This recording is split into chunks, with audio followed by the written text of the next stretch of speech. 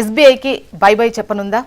Deposit ఖాతాలు కావచ్చు, దాంట్లో ఉన్నటువంటి లీడ్ ఏదైతే ముఖ్యంగా ఖాతాదారులు కావచ్చు డిపాజిట్స్కి సంబంధించి ఉపసంహరించుకోవాలనుకుంటుందా? లీడ్ బ్యాంక్ను వేరే సెట్ చేద్దాం అనుకుంటుందా? ముఖ్యంగా ఇదంతా కూడా ఈ భూ వివాదం, ఎస్బీఐ భూ వివాదంకు సంబంధించి ఎస్బీఐ కోర్టుకు వెళ్ళడం, ఆ తర్వాత జరిగినటువంటి పరిణామాలు, ఈ ఇష్యూకు సంబంధించి ప్రభుత్వం ఆగ్రహంగా ఉంది అన్నటువంటి లీకులు. యాక్చువల్గా ఇక్కడ ఎక్కడా కూడా మనకు అధికార ప్రకటన అయితే కనిపించట్లేదు, బట్ లీకులు అయితే తెలుస్తున్నాయి. సర్కార్ లావాదేవీలు ప్రస్తుతానికైతే సుమారు 80% పైగా ఎస్బీఐ బ్యాంక్తోనే ఉన్నాయి. సో బ్యాంకును ప్రభుత్వ కార్యకలాపాల నుంచి తొలగించేటువంటి ప్రయత్నం ఏమైనా జరుగుతోందా? అధికారుల నుంచి వివరాలు కూడా కోరినట్లయితే వార్తలు వస్తున్నాయి. అసలు ఏం జరుగుతోంది? ఈ రాయదుర్గం భూమికి సంబంధించి అసలు వివాదం ఏంటి అనేది చర్చిద్దాం. గెస్టులు సిద్ధంగా ఉన్నారు. విఠల్ గారు, వీరు బీజేపీ సీనియర్ నాయకులు. నమస్తే అండి విఠల్ గారు, వెల్కమ్ టు ద డిబేట్. దేవి ప్రసాద్ గారు, వీరు బీఆర్ఎస్ సీనియర్ నాయకులు. నమస్తే అండి దేవి ప్రసాద్ గారు, welcome to the debate.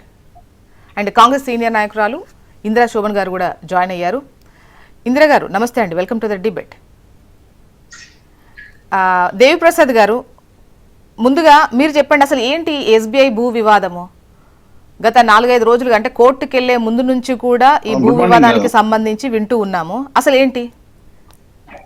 Good morning Jyotsna గారు, మా ప్యానల్లో ఉన్న ఇందిరా గారికి, మా విఠలన్న గారికి నమస్తే. అంటే ప్రధానంగా 2-3 రోజుల నుంచి పత్రికల్లో చూస్తా ఉన్నాం, ఎస్బీఐ భూములకు వేరానికి సంబంధించినటువంటి ఆ భూములకు సంబంధించినటువంటి వాటిలో అందులో మా భూమి ఉందని ఎస్బీఐ క్లెయిమ్ చేసినట్టుగా మన పత్రికల్లో చాలా స్పష్టంగా వార్తలు వచ్చింది. 2010లోనే ఆ భూమిని అభివృద్ధి చేయడానికి, అభివృద్ధి కోసం పెట్టుబడులు పెట్టినామని హైకోర్టులో ఎస్బీఐ పిటిషన్ వేసింది.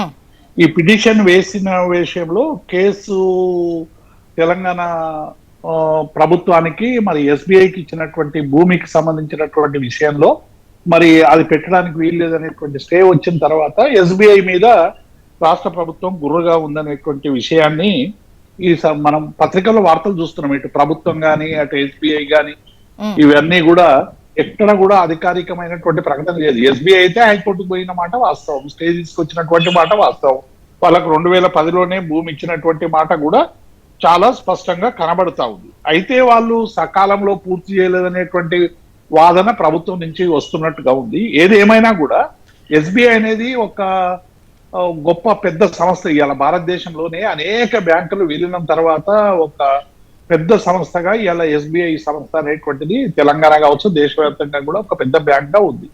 ఇవాళ రాష్ట్ర ప్రభుత్వానికి సంబంధించినటువంటి ప్రతి ట్రాన్సాక్షన్, ఇవాళ మనం ప్రభుత్వ ఉద్యోగులు కావచ్చు, పెన్షనర్స్ కావచ్చు, లేకుంటే అనేక రకాల ప్రభుత్వాలకు సంబంధించినటువంటి మెజారిటీ ఒక 20-30% ఇతర బ్యాంకులు ట్రాన్సాక్షన్ చేస్తుండొచ్చు. ఆల్మోస్ట్ 80%.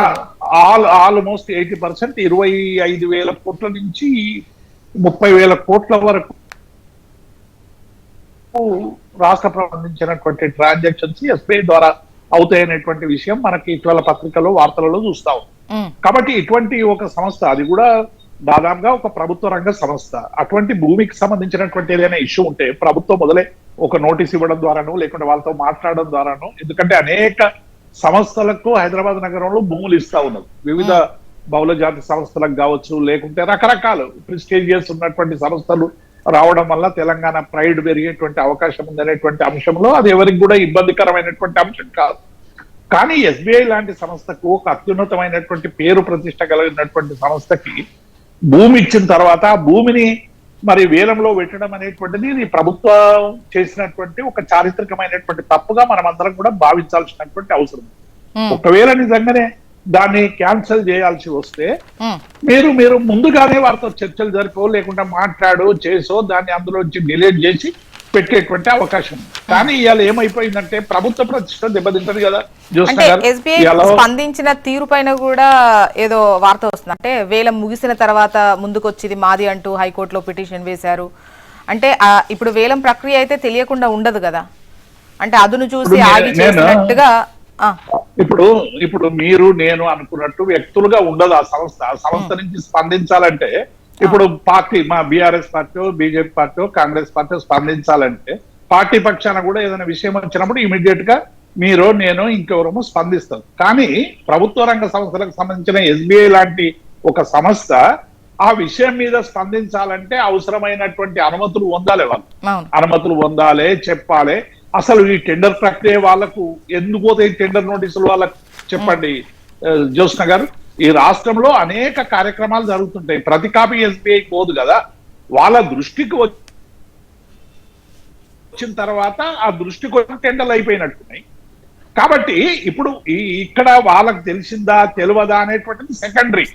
కానీ ప్రభుత్వానికే తెలుసు కదా ఎస్బీఐకి ఇచ్చినటువంటి భూమి 5 ఎకరాలని.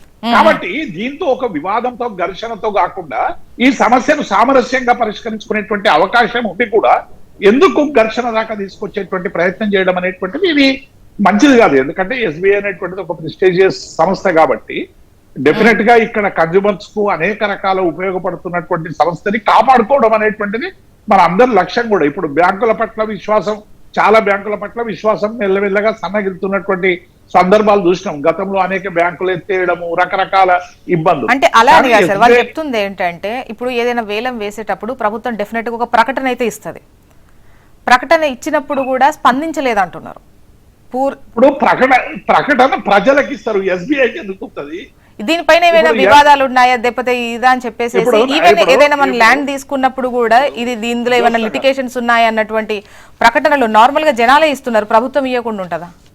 ఇప్పుడు ప్రభుత్వం నోటీస్ ఇచ్చిన తర్వాత, ప్రభుత్వము ప్రకటన ఇచ్చిన తర్వాత ప్రభుత్వానికి సంబంధించినటువంటి అధికారి గాని, ప్రభుత్వానికి సంబంధించిన సంస్థలు గాని ఇది ప్రభుత్వ భూమి అని ప్రభుత్వానికి చెప్పేటువంటి అవకాశం లేదు, ప్రజలకు చెప్పేటువంటి అవకాశం లేదు.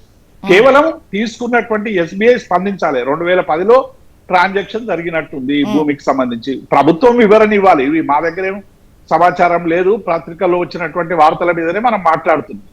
కాబట్టి ఇంత దాకా రాకుండా ఎస్బీఐకి ప్రభుత్వానికి మధ్య ఘర్షణ లేకుండా ఈ సమస్యను పరిష్కరించుకోవాల్సినటువంటి అవసరం ఉండే. ఇప్పుడు ఏమైపోయింది? దాని కక్షపూరిత చర్యగా ఆ బ్యాంకులో డిపాజిట్లు ఎన్ని ఉన్నాయి, ఆ బ్యాంకులో ట్రాన్సాక్షన్స్ ఎన్ని జరుగున్నాయి, ఆ బ్యాంకులో ఎఫ్డీలు ఎన్ని ఉన్నాయి, అవన్నీ కూడా వేరే బ్యాంకు ట్రాన్స్ఫర్ చేస్తామనేటువంటి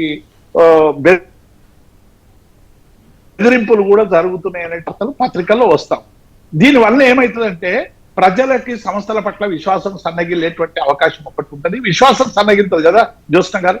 కాబట్టి ఇప్పుడు ఎస్బీఐ అనేటువంటిది అన్ని అంటే వీళ్ళు లెటర్ కూడా పంపారట ఆ భూమిలో ఎటువంటి నిర్మాణం చేపట్టదు, లెటర్ పంపాము అని అంటున్నారు. ఆ టైంలో మీరు ఎందుకు స్పందించలేదు అని చెప్పేసి అంటున్నారు.